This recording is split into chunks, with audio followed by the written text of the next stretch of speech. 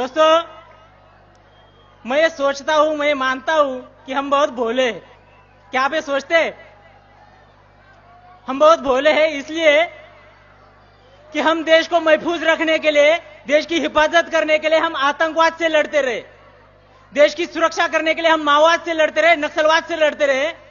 लेकिन हमें पता ही नहीं चला कि हमारे लिए, देश के लिए सबसे ज्यादा खतरा उन आतंकवादियों से नहीं, उन नक्सलवादियों से नहीं, हमारे देश के लिए सबसे ज्यादा खतरा उन गद्दारों से है, उन देशद्रोहियों से है जो भारत मुर्दाबाद के नारे लगाते हैं, जो हमारे देश में रहते हुए भी तिरंगे को जलाते हैं।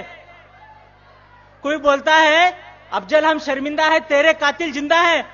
बुरा इस बात का नहीं लगता दोस्तों, लेकिन बुरा इस बात का लगता है ऐसी बात करने वालों के पीछे हमारे देश में हजारों लाखों लोग खड़े हो जाते हैं, तब बुरा लगता है। मुंबई हमले का मास्टरमाइंड याकूब मेनन को फांसी की सजा सुनाई दी। जब उसे फांसी की सजा सुनाई दी उसमें कोई बुराई नहीं, लेकिन बुरा तब लगता है जब आतंकवादियों के जनाजे में हमारे देश के लाखों लोग जनसैलाब उमड़ पड़ता है, तब बुरा लगता है। दोस्तों, हमारे देश की सरहद की रक्षा के लिए हमारे जवान हर दिन शहीद होते हैं, लेकिन तब हमारे देश के अंदर कहीं आवाज नहीं उठती। लेकिन जब हिंदुस्तान की सेना पाकिस्तान में जाकर सर्जिकल स्ट्राइक करती है, तब वही हमारे देश के हजारों लोग हमारे सेना के पास सर्जिकल स्ट्राइक के सबूत मांगते हैं, तब बुरा लगता है।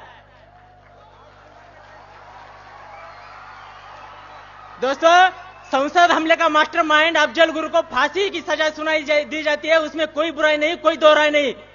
लेकिन बुरा तब लगता है जब हमारे देश में उसके लिए शोक मनाया जाता है, जम्मू कश्मीर में उसके लिए बंद पुकारा जाता है और जेएनयू यूनिवर्सिटी में उसके लिए श्रद्धांजलि दी जाती है, तब बुरा लगता है। दोस्तों, और कोई हमें सिखाने की बात करता है कि वंदे मातरम बोलना संविधान में कहां लिखा है, राष्ट्रगान के लिए खड़ा होना संविधान में कहां लिखा है।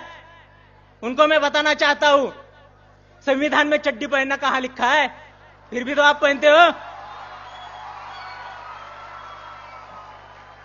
कोई बोलता है हम भारत माता की जय नहीं बोलेंगे। मैं उनको चेतावनी देना चाहता हूं, अगर इस देश में रहना होगा भारत माता की जय कहना होगा।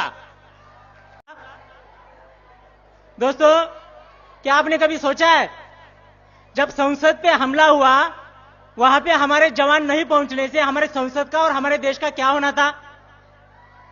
जब ताज होटल पे हमला हुआ, वहां पे हमारे जवान जल्द से जल्द नहीं पहुंचने से हमारे देश का क्या होना था? दोस्तों, क्या आपने कभी सोचा है जब पाकिस्तान पैटर्न टैंक लेके हिंदुस्तान के ऊपर आक्रमण कर रहा था, तब हमारा अब्दुल हमीद नाम का जवान अपना सीना चौड़ा करके सरहद की रक्षा कर रहा था, और रक्षा करते समय उसने पाकिस्तान के 7 पैटर्न टैंक उड़ाए थे। अगर वही पाकिस्तान के 7 पैटर्न टैंक हिंदुस्तान के अंदर घुसने से हमारे देश का क्या होना था? आपने कभी सोचा है?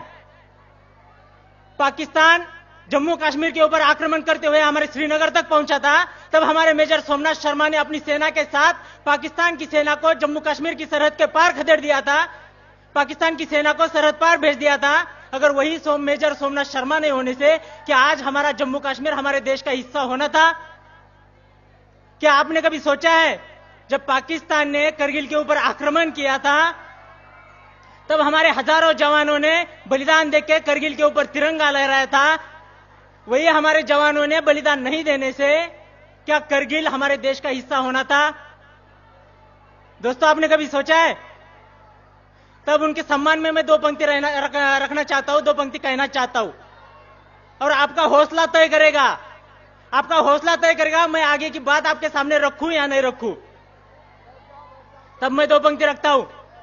जिनके गर्म लहू के छींटे साहस की तहरीक बने, जिनके गर्म लहू के छींटे साहस की तहरीक बने, उनके जीते जी लोकतंत्र के मंदिर की प्राचीर बने, जिनके जीते जी लोकतंत्र के मंदिर की प्राचीर बने।